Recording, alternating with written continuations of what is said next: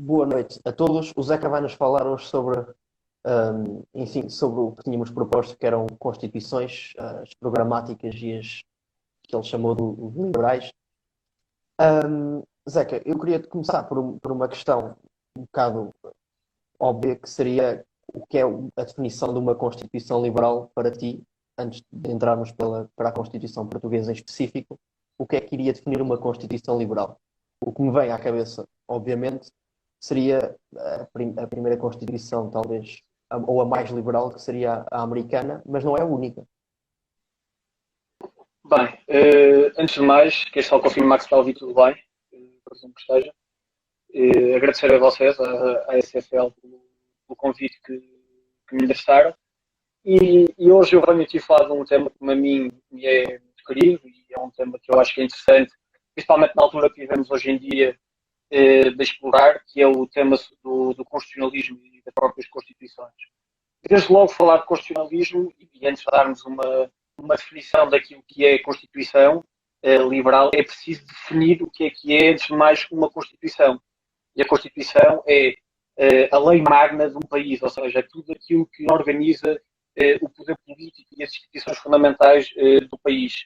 E não só isso, como também uma proclamação de direitos, deveres e garantias que o povo tem em relação ao poder político. Desde logo, as constituições liberais, digamos assim, não é propriamente uma grande formulação jurídica, e também para os nossos seguidores, para aqueles que estão aqui a assistir agora, eu vou fazer aqui um bocado do ponto de vista de aluno de Direito e de estudante de Leis, que é, eu não vou falar dos jurídicos, eu vou tentar falar deste assunto das Constituições de um ponto de vista mais político, e vou, à partida, ser provavelmente muito incerto e indefinido, na medida em que não vou dar as definições de livros escritas por catedráticos, que na verdade só eles é que compreendem exatamente aquilo que querem dizer. Mas falar de constituições liberais é falar, desde logo, de constituições que são estatutárias. Imaginemos os estatutos de uma empresa, ou então os estatutos de uma determinada associação de estudantes. Existe um conjunto de normas, e essas normas criam os direitos e a efetivação desses direitos para que as pessoas possam atuar dentro dessas determinadas instituições. No caso da Associação de Estudantes, serão os associados que irão atuar dentro dessas instituições, dentro da Associação de Estudantes. No caso de uma Constituição, é como é que os cidadãos atuam dentro dos países.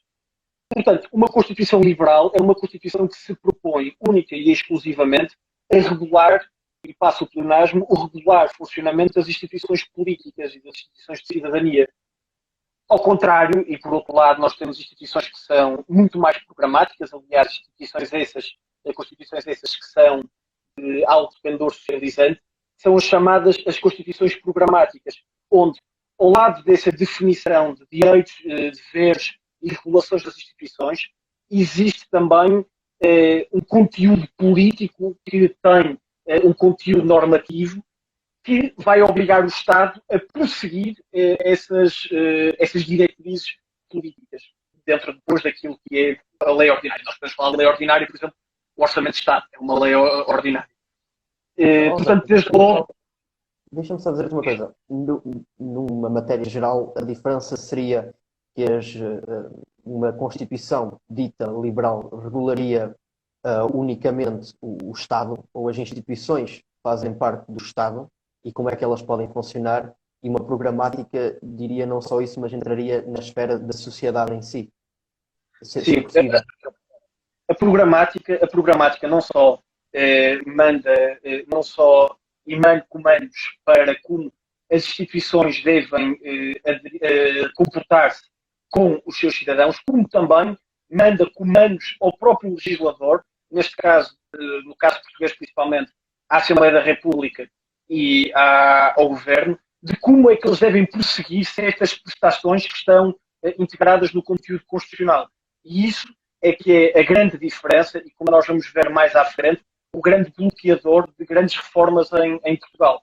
E a grande diferença que existe é precisamente dessas prestações que estão vinculadas no texto constitucional que têm de ser sempre seguidas de um modo contínuo e intemporal pelas instituições políticas, nomeadamente pelos legisladores, tanto o Governo como a Assembleia da República. Ok. Mas a história diz, faz a pergunta. Isso é relativamente interessante porque quando nós olhamos para outros países, e por exemplo na Inglaterra ou nos Estados Unidos da América, existem tempos na história onde a interpretação da lei varia consoante a percepção do público. Então, por exemplo, quando olhas para a história americana e vês a interpretação da Constituição nos anos 30 é completamente diferente da dos anos 80. E parece-me que a Constituição portuguesa é muito mais específica. Não, é mais rígida, mas isso também tem outra questão interessante. Não é só de acordo com as normas e com as leis, porque, por exemplo, tanto o lado inglês tem uma Constituição que nós chamamos de Constituição não escrita, que é uma Constituição de base, e isto aqui, desculpem o palavrão, de base conceitudinária, que é construída à medida dos costumes legislativos. Ao passo que a americana tem já cristalizados certas normas e certos métodos de funcionamento que a inglesa não tem. Mas essa não é a principal diferença, ou seja, e essas duas constituições são diferentes, mas atuam e são muito mais atualistas. Porquê? Essencialmente porque a Constituição portuguesa, comparativamente a essas duas, é uma Constituição que é de base legislativa, única e exclusivamente. Ao passo que a Constituição inglesa e a Constituição americana são duas Constituições de base muito mais jurisprudencial. Ou seja, os juízes, nomeadamente os Supremos Tribunais, é que vão construindo aqueles conceitos abertos que estão nas leis consideradas constitucionais. E ao construir esses próprios comandos abertos, os próprios juízes, que também estão eles integrados no tempo da sua vida e no tempo do seu mandato, vão estando mais atualizados com as bases reais e as bases constitucionais. Quer dizer, não seria expectável, digo eu, que, por exemplo, a Bill of Rights, que é de 1689, tivesse o mesmo grau de aplicação do ponto de vista da letra da lei ou no século XVII e no século XXI, e mesmo a Constituição americana. Também essa tem muito mais atualizações e tem as novas emendas que estão sendo feitas, mas são os próprios juízes que muitas vezes preenchem esses conceitos. E havendo essa abertura constitucional e eles ao preenchendo esses conceitos, o que é que acontece? Estão sempre muito mais ligados com a realidade e com a realidade social do próprio país. Social, económica, etc. Há provavelmente 50 anos atrás, e apesar de serem as mesmas emendas, o preenchimento constitucional que o Supremo Tribunal de Justiça daria, nomeadamente aos direitos da população negra nos Estados Unidos, não eram iguais do que são hoje em dia. Porquê? Porque existe essa base atualista de fonte jurisprudencial que cria essas normas e cria esses comandos que vão vinculando sucessivamente gerações, mas também não as vinculam ad eterno, porque elas estão sempre dispostas a ser alteradas. Eu acho que isso sim é um ponto muito interessante e nós poderemos ver mais à frente, quando falarmos melhor, de que as alterações constitucionais que o Supremo Tribunal de Justiça faz, no caso dos Estados Unidos, que não são verdadeiras alterações constitucionais, são, como eu disse, preenchimento de conteúdo, são muito diferentes das verificações de constitucionalidade que o nosso Tribunal Constitucional tem. Sim, ou seja, é muito comum no pessoal do caso dos Estados Unidos da América haver casos importantes que chegam ao Tribunal Constitucional e por si só abrem um precedente que muda a forma como se olha para a lei norte-americana. Há um caso que é famoso, que é da indústria pornográfica. Ficou famoso, inclusive existe um filme bastante interessante. O Larry Fleet, é muito giro esse filme. Esse filme é muito, muito interessante, mas isso mostra bem a diferença do cenário que nós enfrentam nesse tipo de países com esse tipo de constituições e nós enfrentamos aqui, onde, como tu disseste, o nosso Tribunal Constitucional o que faz mais é pareceres jurídicos de interpretação da Constituição, ou melhor, Sim. avaliações. Tem vinculação obrigatória as decisões do Tribunal Constitucional. Ou seja, uma vez julgadas inconstitucionais uma determinada norma, o legislador por exemplo, por contraposição ao veto presidencial, não há nada que ele possa fazer, ou seja, não pode reconfirmar essa lei depois em sede de legislação ordinária. Coisa que, se fosse, por exemplo, um veto presidencial, poderia voltar à Assembleia da República e ser reconfirmado. Ou seja, isso é bastante interessante. Eu por acaso, não sabia, até porque eu não percebo muito de direito, mas não tinha noção desse pormenor que nós temos que enfrentar. Enfim, a próxima parte que estavas a falar sobre especificamente a nossa Constituição era os entraves que ela apresenta às reformas em si. Vamos desenvolver um pouco isso. Sim, nós podemos desenvolver isso, mas para nós compreendermos aquilo que é a Constituição Portuguesa de 76, que é a Constituição que hoje em dia nos regula, nós temos de compreender duas coisas em primeiro lugar. Em primeiro lugar, temos de compreender o próprio processo revolucionário que lhe dá origem. E isso, do ponto de vista dogmático do estudo da Constituição, é a coisa mais importante. E depois também nós, por outro lado, temos de compreender um bocado aquilo que é a tradição constitucionalista portuguesa. E nós, se fizermos esse estudo, percebemos que nós abandonamos uma Constituição liberal e um Estado Novo. Aliás, não há Constituição que não seja tão parecida na nossa história constitucional com a de 76 como a 34, firmada pelos professores de Coimbra sob a chancela do professor Dr. António Oliveira Salazar. E o nosso estilo, digamos, programático ou nosso estilo dirigista começa precisamente no Estado Novo. Porque até lá o movimento que nós tínhamos era completamente diferente.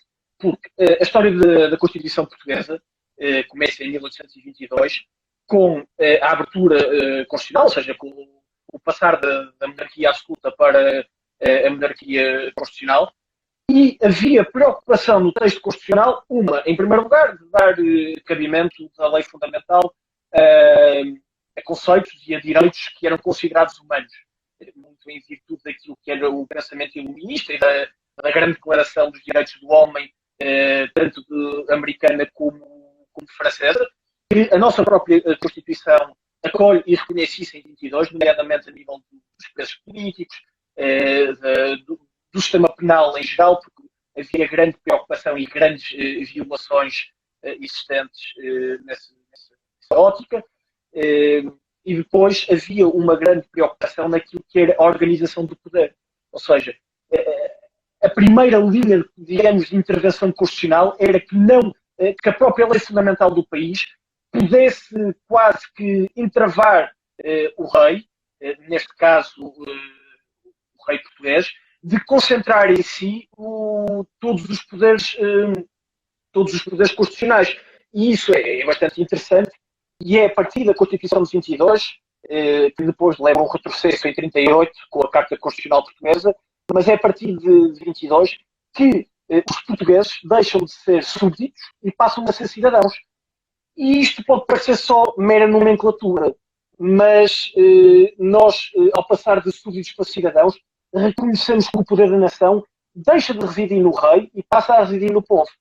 E a grande preocupação constitucional passou a ser em desconcentrar esse poder absoluto do rei nas diferentes instituições. E depois, e foi assim, e essa é a nossa história da Constituição na monarquia, e depois nós continuamos e voltamos a ver esse processo todo, já na República, com grandes e graves medos de, por exemplo, de concentrar grandes poderes no Presidente da República, porque o Presidente da República temia-se que era... Diz-me. Não, é que eu sei que durante a Primeira República uma das grandes preocupações dos constitucionalistas era exatamente que o Presidente da República, eles até tinham medo de ter um Presidente da República, que o Presidente concentrasse muitos poderes em si e que isso levasse basicamente a uma monarquia com outro nome. Exatamente. Aliás, o próprio Presidente da República, para nós termos a noção do grau de medo que tínhamos nessa altura, a nível de pensamento constitucional, o Presidente da República era eleito no Congresso Nacional. Ou seja, é eleito quase na Assembleia da República, como é o governo hoje em dia. Não é bem assim, porque sabemos que o próprio entendimento eleitoral não é esse, mas havia esse medo. E só depois, e porque existe grande desgovernação, em 34, é que a própria Constituição começa a concentrar mais poderes no próprio Presidente da República e depois que transfere-os para a figura do Presidente do Conselho. Isto e outras prerrogativas, nomeadamente de se poder suprimir alguns direitos, liberdades e garantias. Depois, nós chegamos a 76, a seguir ao 25 de Abril, temos o processo revolucionário em curso, que está a ditar todo o trabalho da Constituinte, e nós, à medida que estamos a fazer a nossa Constituição, que é otorgada em abril de 76, à medida que estamos a fazer isso, nós temos que ter noção que o nosso texto constitucional parte do programa e do pacto do MFA partidos. Portanto, já tinha uma base constitucional, porque houve quase uma pré-constituição desde o 25 de Abril até a Constituição que hoje em dia conhecemos, já havia leis fundamentais, e essas leis fundamentais foram sucessivamente e gradualmente incluídas e introduzidas naquele que é o texto fundamental. E depois conformou-se e transformou-se numa Constituição que é altamente socialista, porque, e eu nem digo isto, nem é só por causa da questão do preâmbulo. O preâmbulo foi o Manela Leite que o escreveu, mas é uma alusão literária. Eu falo mesmo dos direitos económicos, sociais e culturais, que são comandos diretos e estritos ao legislador e que o legislador não pode ultrapassar, nem sequer não cumprir. E depois, pior, e ao Júnior, antes de passar a palavra, deixa eu só dizer uma coisa. Em Portugal, pior ainda, existe uma coisa que é o princípio do retrocesso social. Ou seja, uma vez alcançada uma determinada vitória social que estava cristalizada na Constituição, nomeadamente nessa parte desses direitos fundamentais, chamados direitos fundamentais sobre a reserva do possível, e uma vez alcançada essa questão, existe uma proibição desse retrocesso, ou seja, as gerações futuras não só têm de viver com uma Constituição que está cristalizada, como também já têm de viver com leis ordinárias, que já não o legislador constituinte, mas o legislador ordinário, ou seja, governos e afins, que fazem leis de acordo com esses comandos constitucionais e já não podemos voltar atrás. Esse é que é o grande drama. E depois temos outra coisa, que é o Tribunal Constitucional não permite esse avanço legislativo, porque o Tribunal Constitucional, convenhemos, que é uma estrutura muito pouco democrática, aliás, não só é pouco democrática nas suas atribuições, como também é herdeira de uma outra estrutura muito pouco democrática, que era o Conselho da Revolução. Portanto, Exato, é isso que eu ia dizer. É isso que eu ia dizer. Estou a dizer em português, não há pão para malucos. Portanto, Exato. O nosso Tribunal Constitucional é herdeiro do Conselho da Revolução. E eu queria te perguntar, uma pergunta mais política e um pouco quase de astrologia. Será que mas será que se o Ramalhianes não tivesse vencido em 81, poderíamos ter tido um avanço mais rápido nesta questão? Quer dizer, as reformas constitucionais demoraram mais uns anos ainda. Sim, não. Isso, eu acho que muitas vezes, e aqui de um ponto de vista político, acho que muitas vezes a direita é muito injusta com Ramalhianes. As questões de Ramalhianes e da Aliança Democrática não eram motivadas por grandes questões do ponto de vista político, ou seja, ou político dogmático. Eram mais no campo e na ótica do taticismo, e porque ainda tinha-se muito em mente, apesar da AD ter ganho as eleições, nós não podemos esquecer que a AD é o primeiro governo que governa, digamos assim, quase que democraticamente. Antigamente Portugal estava muito habituado a acordos parlamentares, a acordos, a governos de iniciativa presidencial. Aliás, a única mulher primeira-ministra que tivemos, a Maria Lourdes Pinto da Silva, é uma primeira-ministra em 88, 89, de iniciativa presidencial. Portanto, a própria Aliança Democrática estava com medo do Ramalhianes, que estava, foi o presidente com mais poderes que nós tivemos em toda a nossa democracia, por várias coisas, e também por uma legitimação popular que tinha e uma legitimação revolucionária que depois mais nenhum teve, depois também os processos e a consolidação democrática deu-se e tornou-se o próprio Portugal um país muito mais pacífico. Mas pronto, a Aliança Democrática estava com graus meses. De resto, as reformas constitucionais que foram feitas já estavam todas pré-calendarizadas. Quando é assinada a Constituição, já estava prevista, desde logo, a grande revisão do processo constitucional em 86, que é quando se dá as grandes reformas, nomeadamente a nível do Conselho da Revolução, a nível, depois também se introduz outras reformas constitucionais, nomeadamente por causa também da abertura de Portugal ao mundo, neste caso a União Europeia. Portanto, era já um conteúdo esperado, muito ditado também daquilo que era o dia-a-dia das pessoas e também da consolidação democrática, mas acho que Ramalhianes aí não foi um presidente propriamente, nem foi um presidente nem militarista, nem antidemocrático, e acho que a direita é particularmente injusta nessa questão. Certíssimo. Muito bem. Avançando, olha, eu vou pegar numa pergunta do Schuller que eu já era para te fazer, que era exatamente, ou seja, tu elucidaste bem os problemas que temos na nossa Constituição. Refazê-la não é a solução. Então, o que se pode mudar num governo democrático, sem um referendo constitucional como o Chile vai ter, porque isso exige um panorama social diferente do que nós temos e do que adivinhamos, exatamente o que é que se pode mudar para conseguir ultrapassar algumas destas barreiras? Bem, Portugal também tem outra questão muito complicada do ponto de vista constitucional, que são as matérias que estão dentro da reserva material da Constituição, que exigem uma maioria ultra qualificada, e mesmo todas as outras já exige uma maioria de 2/3. Portanto, falar de reformas constitucionais em Portugal é uma coisa praticamente irreal. Isto porque estamos a pressupor, em primeiro lugar, que existe um grande e um amplo consenso político sobre as matérias que faltam ser alteradas na Constituição, que é muito difícil ter. Desde logo porque é preciso 66% do Parlamento para fazer.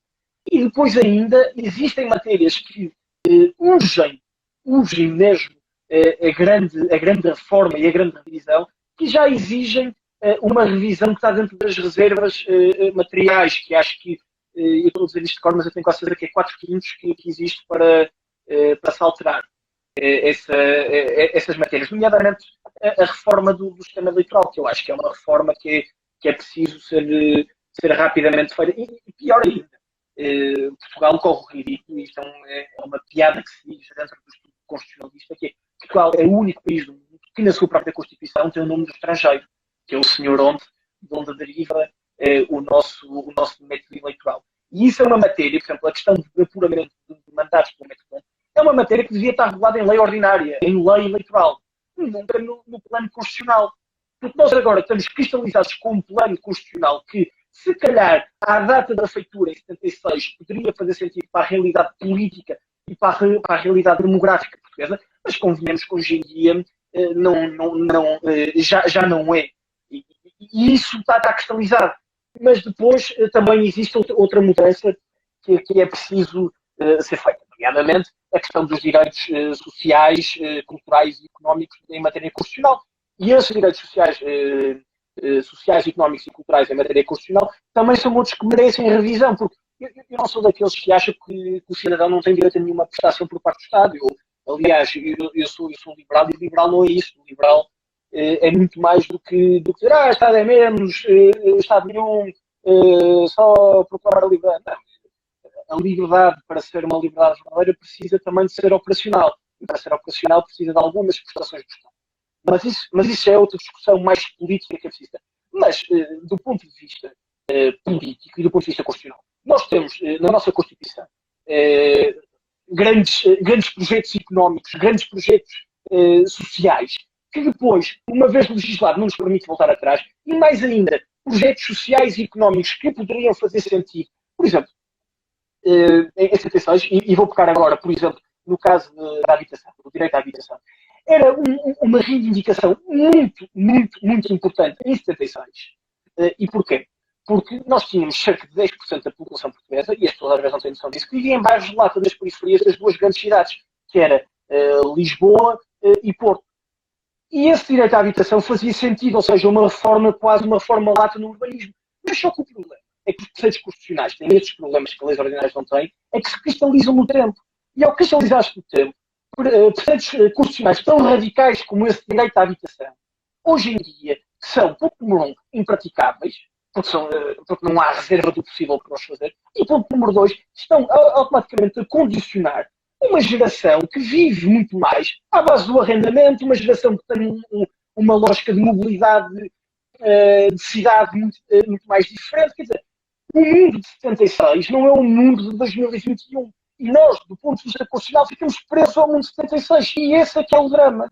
Esse é que é verdadeiramente o drama. É porque não há nada que nós possamos fazer para mudar. E depois, e diz assim, mas já houve governos de Bloco Central e já houve propostas. É verdade, mas só que nós, depois da Assembleia da República, temos os filhos de Abril, que é o PCP, o Bloco de Esquerda e a ala esquerda do PS, que são absolutamente bloqueadores da realidade atual do país e não permitem atualizar a Constituição.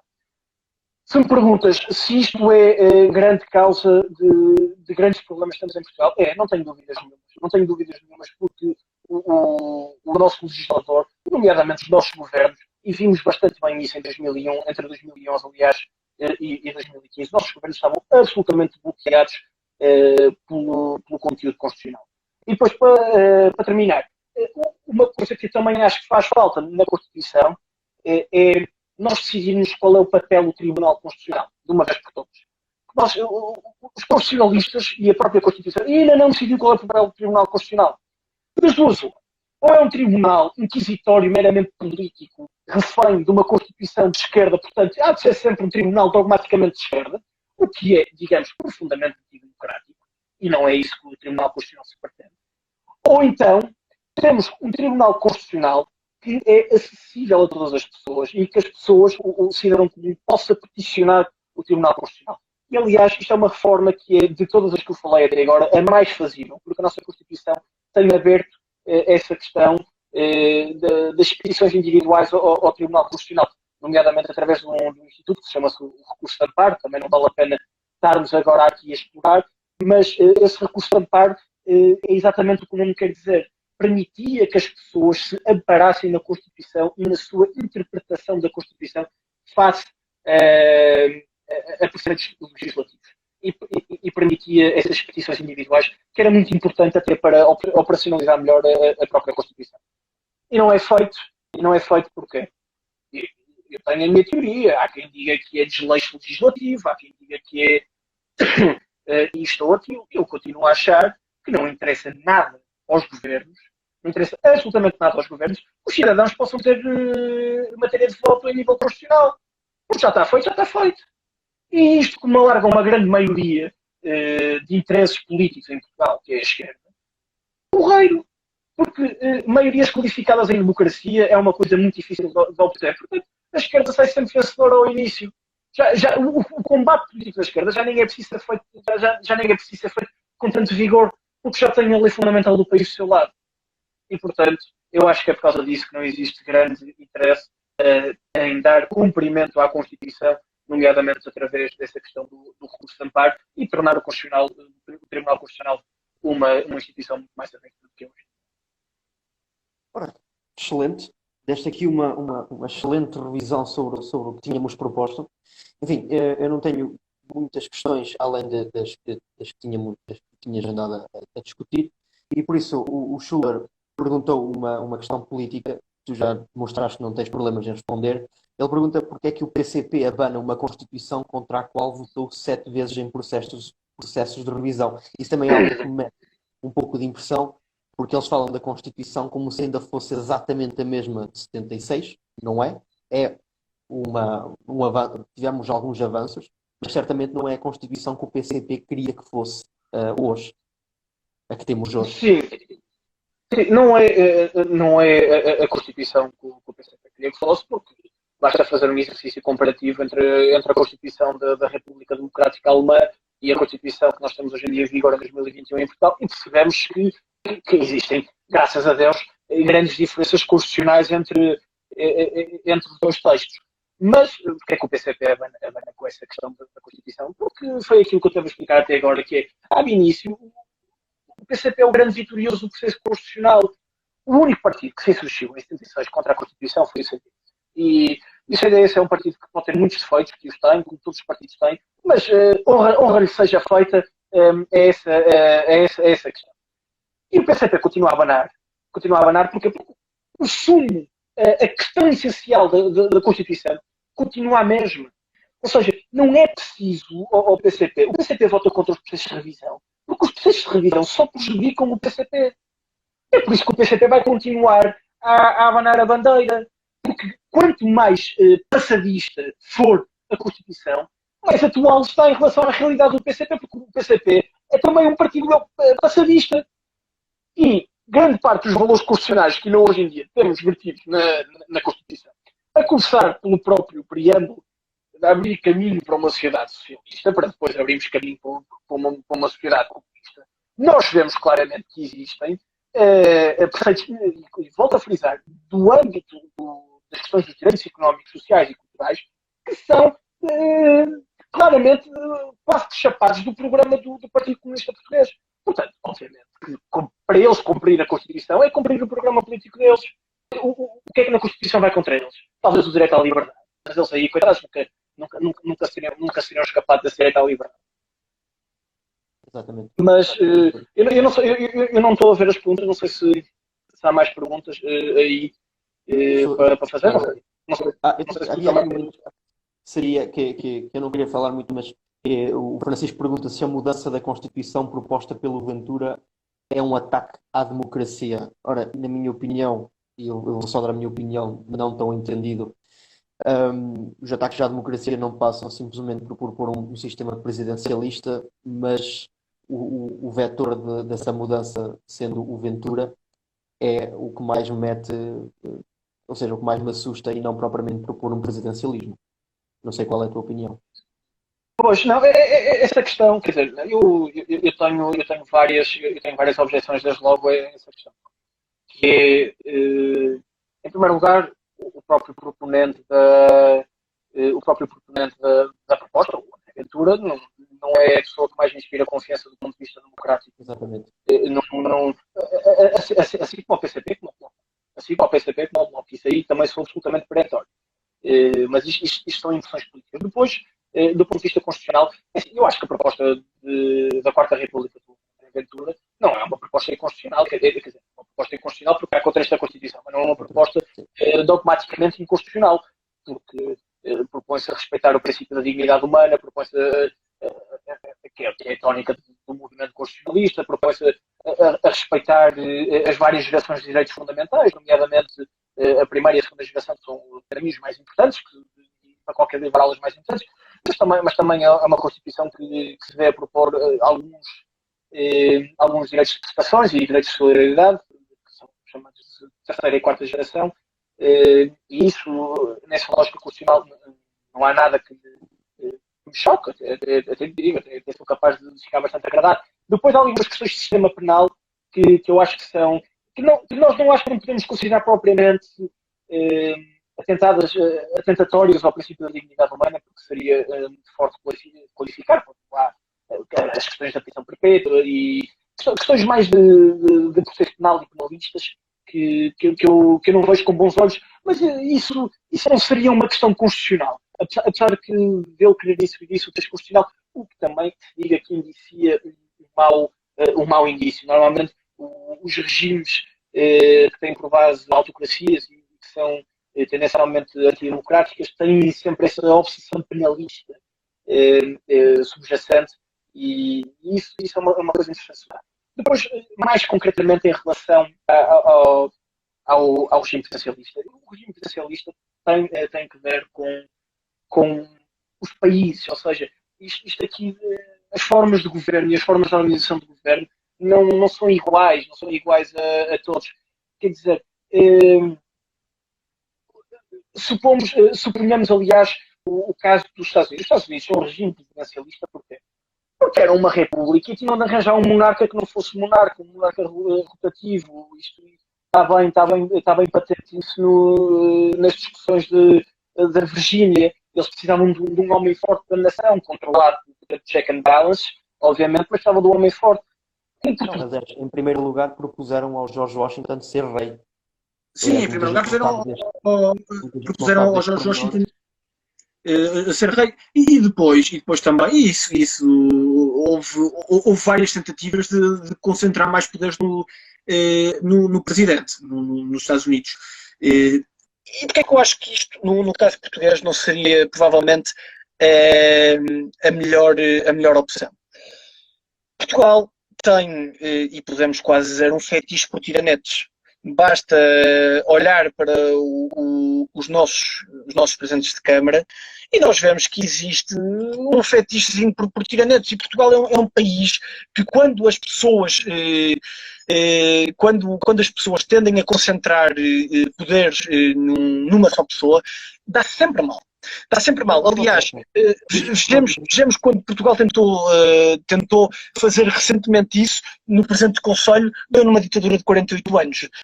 Portanto, em Portugal o sistema presidencialista eu não vejo com grandes benefícios. Eu sou um parlamentarista por provocação e respondendo aqui, eu estou por acaso iria agora a resposta aqui à pergunta do Schuller, se eu pudesse escolher uma Constituição, escolheria provavelmente a Constituição inglesa, que é uma Constituição sem Constituição, que não está escrita, que é feita todos os dias e é feita por todas as pessoas, desde tribunais, a legisladores, ao próprio rei, e que permeia precisamente o sistema parlamentar, que é o sistema da negociação. E uma democracia só é verdadeiramente uma democracia se houver negociação, porque é através de duas posições e do compromisso e da cedência de ambas as partes que nós chegamos à verdadeira decisão democrática.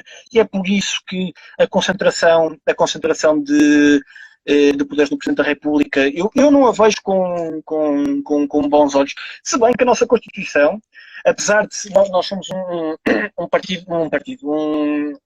regime semipresencialista com pendor parlamentarista e com uma tónica no poder executivo do governo. Mas nós temos poderes consideráveis ao Presidente da República agora. O único presidente que usufruiu verdadeiramente desses poderes em período de democracia verdadeiramente consolidada foi o Dr. Jorge Sampaio, que não é que fosse um tiranete, mas que, digamos, injustificadamente, que até hoje ainda não deu grandes justificações para a dissolução da Assembleia da República, nomeadamente a deposição do Pedro Santana Lopes como Primeiro-Ministro de Portugal, o fez. Portanto, estamos a ver o que é que os portugueses, e nomeadamente os socialistas, ou os dirigistas, fazem quando se vêem com poderes concentrados. Portanto, não vejo com bons olhos. Obviamente isso acho que beneficiaria o André Ventura, porque o André Ventura quer ver se caminha para a representação única e exclusiva da direita em Portugal, e depois o sistema presidencialista tende a gerar bipartidarismo também, tende a gerar muito mais bipartidarismo, e o próprio tempo também tende a gerar muito mais bipartidarismo, e o André Ventura, ao fazer essa mudança, coloca-se na charneira de ficar a representar essa.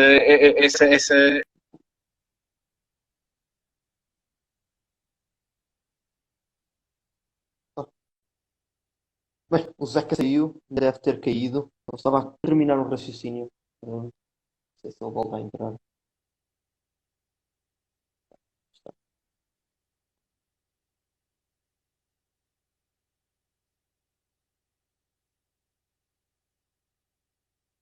Peço desculpa. Não, Zeca, Foi Zeca, abaixo, não sei se era. perguntar uma coisa. Eu queria só perguntar uma coisa. Que tu disseste que o sistema presidencialista pode ser perigoso porque tende a concentrar poder numa figura, mas ao mesmo tempo o sistema parlamentarista a mim mete-me também preocupações, porque quando nós falamos da divisão dos três poderes, a divisão dos três poderes no sistema parlamentarista fica um pouco posta em causa porque a Assembleia da República, não, porque o governo, o executivo, necessariamente precisa do apoio do legislativo. E não seria isso também um perigo? Necessário, porque, quer dizer, um dos princípios da divisão dos três poderes seria de que o legislativo possa estar contra o executivo. Isso nunca se poderá ver num sistema parlamentarista. Tanto que nos sistemas parlamentaristas normalmente temos um quarto poder, ou o rei ou o presidente da República é eleito de forma diferente. Sim, isso eu percebo, mas no caso português, o sistema de check and balance está feito no início e no fim, quer dizer, o nosso sistema parlamentar está construidíssimo para que, ponto número um, as maiorias parlamentares são as que decidam. As maiorias parlamentares não são necessariamente de um só partido.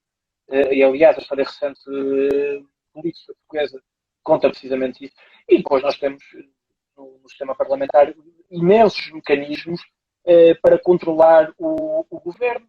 Nós, desde logo, o governo só pode governar, nomeadamente através do seu maior instrumento de governação, que é o Orçamento de Estado, se for aprovado na Assembleia da República.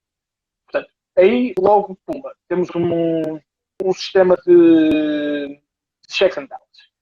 Depois, se o governo se desviar daquilo que é a atuação que se propõe a fazer, tem o grupo parlamentar, os grupos parlamentares têm a prerrogativa de lançar ao Parlamento o uso da moção de censura. E a moção de censura precisa de maioria para ser aprovada. Portanto, nós temos os instrumentos necessários para que hajam estabilidades, e que hajam estabilidades políticas e construção de maiorias, mas também teremos poderes necessários para que nós possamos privar dos governos e o poder executivo, e só na lógica parlamentarista, porque depois, na lógica do quarto poder, que é o Presidente da República, também temos esse travão, não só constitucional, como também temos a questão do Ministério de Influência, porque deriva do único órgão que é eleito por sufrágio universal, direto e secreto, o que dá uma legitimidade popular a partir muito maior do que daria um governo, que é eleito indiretamente, e a Assembleia da República, que é eleito do ponto de vista em listas partidárias fechadas, mas nós temos esse sistema de controlo muito bem definido e tem resultado muito bem. Eu acho que o nosso sistema de organização político, no que toca aos controlos presidenciais e parlamentares e executivos, tem funcionado com a regularidade que se exige à coisa. Tem permitido fazer maiorias parlamentares, tem permitido aos governos governarem também. Nós não podemos só criar o sistema perfeito do ponto de vista dos controlos e dos refreios constitucionais. Nós também precisamos de criar um sistema execuível. E eu gostava, se calhar, de acentuar muito mais a tónica parlamentarista, porque acho muito mais graça ao Parlamento enquanto instituição do que ao Governo, mas só que também eu consigo reconhecer que o Governo é um veículo muito mais operacional de fazer política e de governar o país e de gerir o país do que o próprio Parlamento. Portanto, eu nessa lógica não poria propriamente grandes defeitos ao sistema constitucional. Poria depois, muitas vezes, como é que esses poderes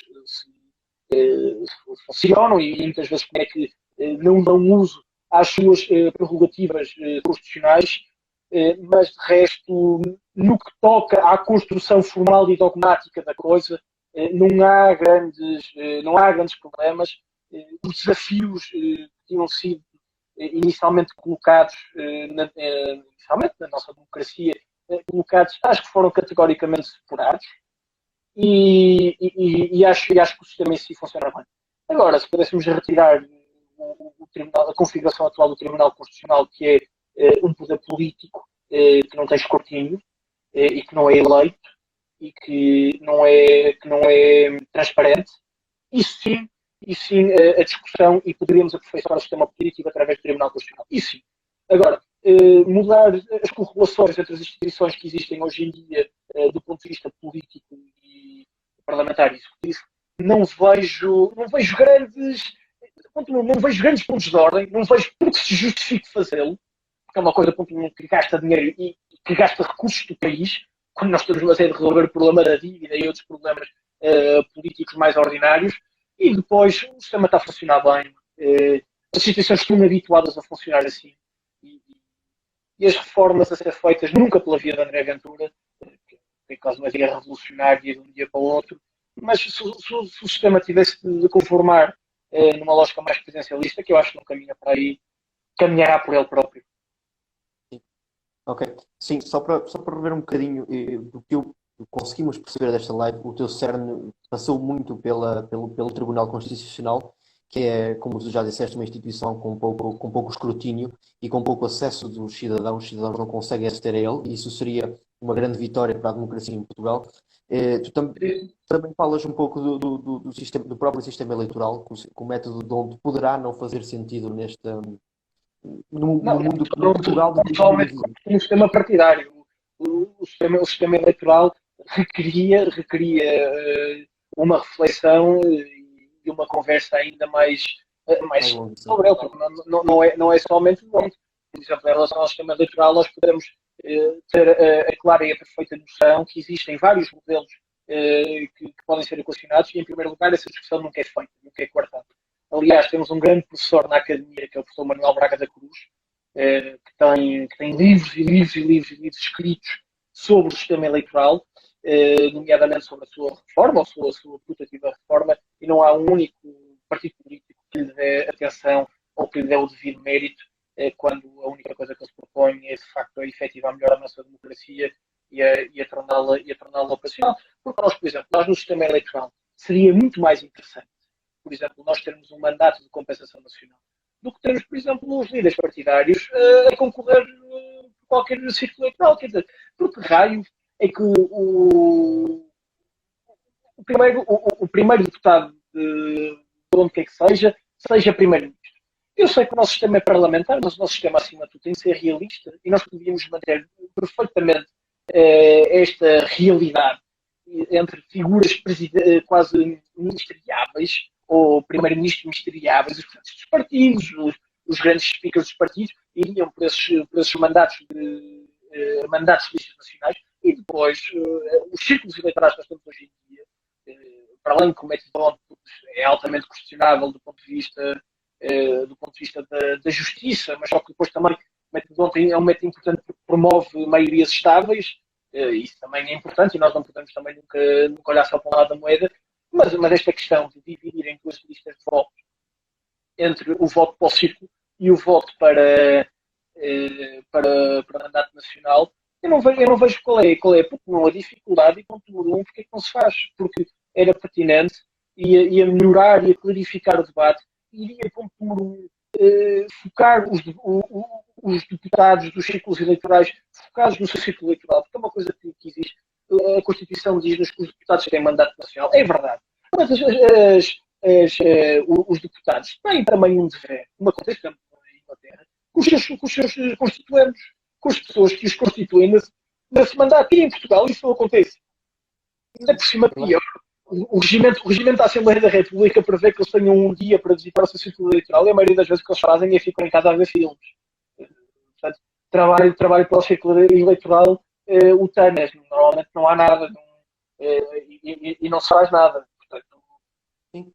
Ou seja, uma coisa que me mete bastante confusão em Portugal é que não existe, pelo visto, um respeito ou seja, pensa-se a Assembleia da República unicamente como algo que dirige o país como um todo e não se pensa que as leis que passam terão efeitos diferentes em diferentes partes do país. Como tal, os deputados deveriam também, quando votam, pensar nesse tipo de. Ou seja, na parte do país, no distrito, no caso, que estão a representar. Não acontece em Portugal, porque eles têm mandato nacional. tem mandato nacional. E ao ter mandato nacional, isso depois também os permite escolar essa própria Constituição e permite-os também nunca representar. Eu percebo que o Parlamento não seja evocado e vocacionado para causas locais. Eu também não defendo isso.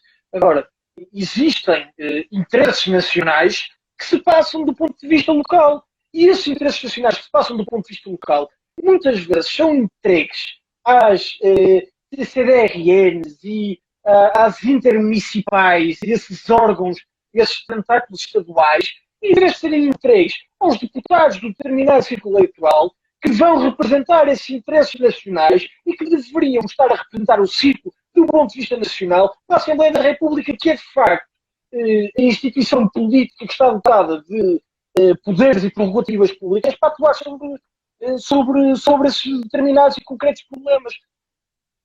Não se passa porque é muito difícil depois Sim. manter a coerência política e pública. E é uma chatice a trabalho às pessoas.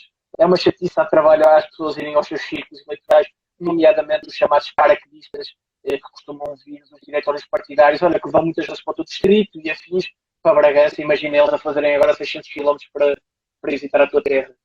Assim não dá. Não, o único caso que eu me lembro foi de facto o orçamento limiano, onde o deputado do CDS votou a favor do orçamento de Estado do Partido Socialista, na altura para trazer de volta, ou para não me lembro exatamente dos contextos, ou para trazer de volta ou para não deixar ir a fábrica do queijo limiano de Lima. Pois, isso aí já tem outras considerações e também considerações internas. O princípio está certo, o que ele fez. Agora, nada contra o que o Daniel Campelo fez em relação ao chamado orçamento limiano.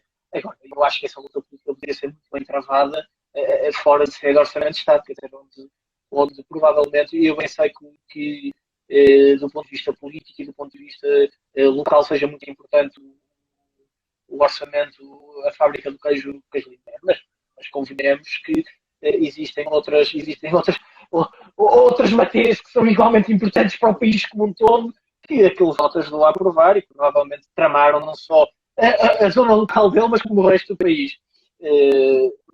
Mas o princípio está certo. Agora, o momento é o mais errado possível. Outra coisa que, Zeca, a mim me mete um pouco de confusão, e isto é especificamente na forma como são distribuídos os deputados. Eu entendo, claro, o princípio da distribuição consoante o número da população, mas muitas vezes, quando as constituições estão a ser feitas, ou quando o método eleitoral está a ser preparado, e eu falo exclusivamente do caso da Constituição Americana, porque é que eu conheço melhor, o Thomas Jefferson, na altura, falava da tirania da maioria.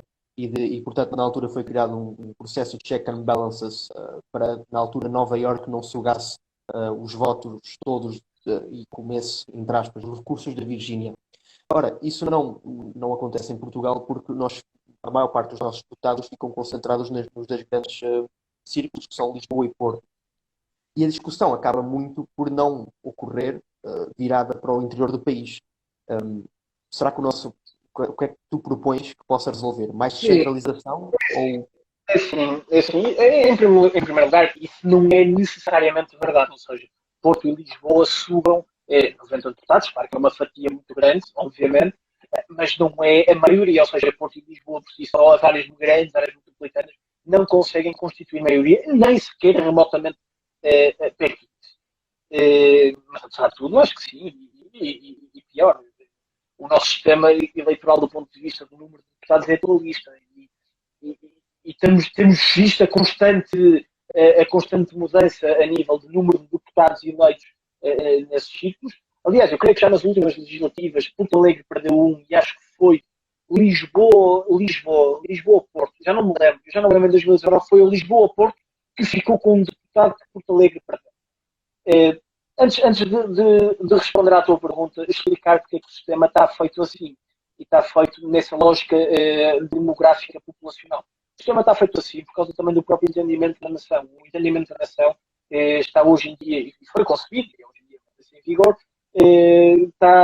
tem uma lógica muito mais humana, ou seja, muito mais daquilo que é a massa humana, ou seja, são os próprios cidadãos que têm um vínculo nacional que os liga, e é isso que torna Portugal uma nação e Portugal um país, e não só na questão, já não há aquela ideia do solo sagrado, por acaso há uma proposta gira de revisão da lei eleitoral que propõe que deveria ser feito uma reforma do sistema eleitoral, mantendo parte dos votos também com a ótica demográfica, mas também deveria ser feita com os quilómetros quadrados, ou seja, com essa ideia, com essa tónica de a terra sagrada. Isso é giro, eu não sei se será praticável, eu gosto da ideia, parece uma ideia gira, confesso que nunca me debati muito sobre ela, mas em si não provoca grandes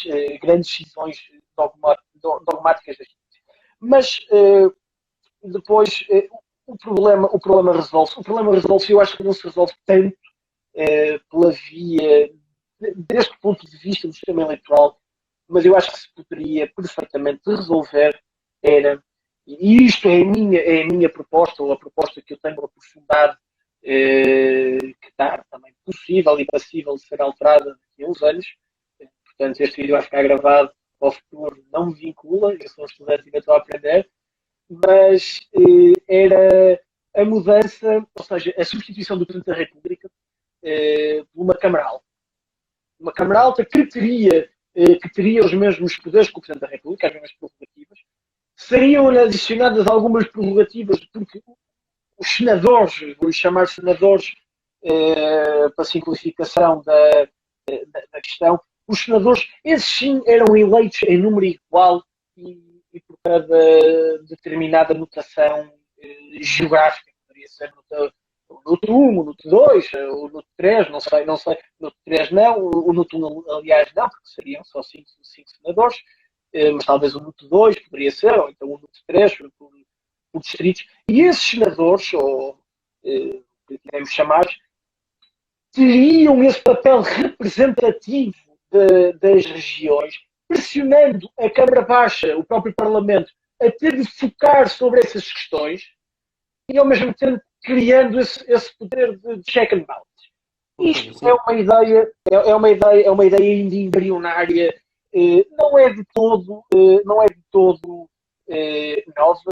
Portugal já foi bicamaral durante a vigência da Carta Constitucional da Carta Constitucional, aliás, de 38 até 1910 fomos bicamarais. Obviamente a Câmara Alta, a Câmara dos Pares, não era uma Câmara vocada para as regiões, era uma Câmara de origem e de ascensão nobiliárquica, com as prerrogativas hereditárias e afins, não é isso que eu defendo, mas é interessante porque o nosso próprio espaço, a Assembleia da República, ou seja, o próprio Palácio de São Bento, também comporta, tem lá em cima, acho que se chama a Sala de Dom Carlos, tem lá em cima uma Câmara Alta também, ou seja, isto era juntar o último ao agradável, nem sequer era preciso fazer obras da Assembleia da República. E depois, eu também estou convencido. Não estás a inventar a roda, quer dizer, isso é feito em muitos países.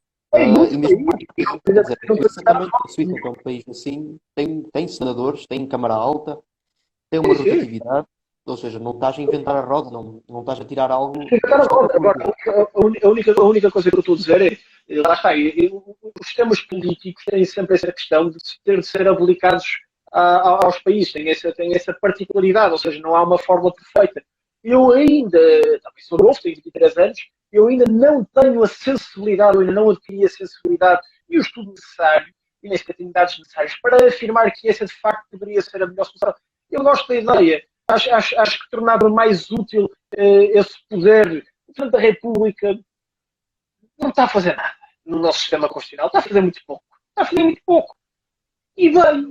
E bem, porque se fizesse mais, era um tiramento. Portanto, isto aqui juntávamos o útil ao agradável, porque depois os próprios senadores também se fazem a eles, nas suas próprias construções e discussões na sua Câmara, também se fazem a eles os próprios checks and balances. E isto era interessante. Isto estariam legitimados também diretamente pelo povo, ou seja, pelo círculo onde seriam. E teria de ser feito numa lógica do winner takes all, ou então numa primeira e segunda volta. Teria de haver assim uma legitimidade reforçada. E os pormenores seriam interessantes. Mas Júnior, e se me permites pegar aqui só numa coisa muito rápida, nós acabamos de ter aqui uma conversa hoje muito agradável sobre o sistema político e o sistema de governo em Portugal. Nós dois acabamos de contribuir mais para o país, desse ponto de vista estatutário de como o país deve funcionar, do que a nossa Assembleia da República durante 46 anos. Porque eles tomaram como adquirido e cristalizaram os seus próprios sistemas de governo e nunca mais se dedicaram um único segundo. Aliás, tentaram se dedicar no tempo do Cavaco, mas chumbaram categoricamente todas as reformas do sistema eleitoral que poderiam ter existido. E há 20 anos que não há uma proposta de reforma eleitoral neste sentido. Este é o estado de coisas neste país. Este é o estado de coisas no que toca à reflexão constitucional. E se o que nos trouxe aqui hoje foi o tema das constituições liberais, das constituições programáticas, nós hoje em dia vivemos com o peso de uma constituição programática que se cristalizou no tempo. E nós, eu e tu, que não vivemos a revolução, aliás, os millennials que nasceram já no século XXI, toda esta geraçãozinha que está a crescer agora e a nascer, pá, nunca vai poder ter um voto a dizer sobre a Constituição, porque ela está absolutamente blindada contra mudanças e Portugal, por consequência, ficou parado não só no pensamento dogmático de 1976, não só no pensamento político de 1976. E lembramos que em 1976 tinha sido há 2 anos que o petróleo tinha subido de preço pela primeira vez, ainda existia a União Soviética, ainda existia o Muro de Berlim, portanto, não era de todo o mundo que nós conhecemos, não existiam telefones, não existiam computadores, não... Júnior, é esta a realidade constitucional. Para não falar que a nossa Constituição, que é uma Constituição programática, ela programa para realidades de vida que não estão nada a ver com as realidades de vida que nós vamos enfrentar agora, no curto espaço de tempo. Eu quero ver uma Constituição a falar de criptomoedas, eu quero ver uma Constituição a falar de dados internéticos, ou então do direito à reserva de imagem e de vida online. Ou seja, toda esta nova dimensão de pessoa que existe no foro online, a nossa Constituição, como está absolutamente cristalizada no tempo, não só não dá oportunidade de discutir, como nem sequer, pois a política também não tem interesse nenhum em discutir. Porquê? Porque existe um interesse político que está instalado na Assembleia da República e sociologicamente em Portugal, é maioritariamente de esquerda, e sendo maioritariamente de esquerda, não interessa a reforma constitucional porque perdem a sua vantagem inicial. Este é o nosso drama constitucional que temos hoje em dia. Excelente. Olha, Zeca, foi uma excelente conversa. A conversa já vai longa.